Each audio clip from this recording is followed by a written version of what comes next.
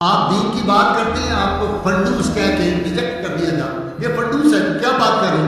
جب high court کا جج بناتے ہیں تو گورنر بھی ہم سے انٹرویو کرتا ہے.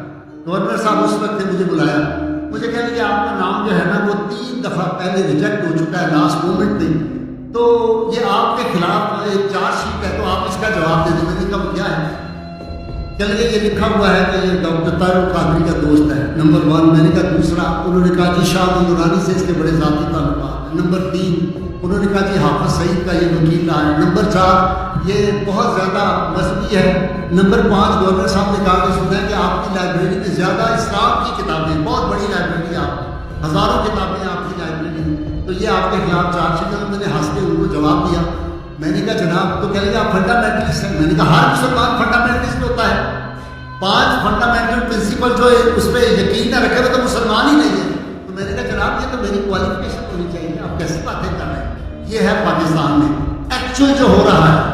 ہماری عدالتوں میں مجیب شامی صاحب کہتے ہیں کہ قرآن پڑھا جائے گا. اسلام کا جو بندہ نام لے مزاج خراب ہو جاتا ہے لوگوں پر، سننا نہیں چاہتے اس دور. اور ہر دور میں یہ رہا.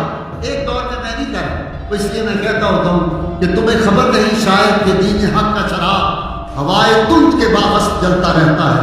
وزارتوں کے مقدر پہ ناچنے والوں، وزارتوں کا مقدر بدلتا رہتا ہے. کیسے فرعون کی زبان بولتے، کہاں گئے آج؟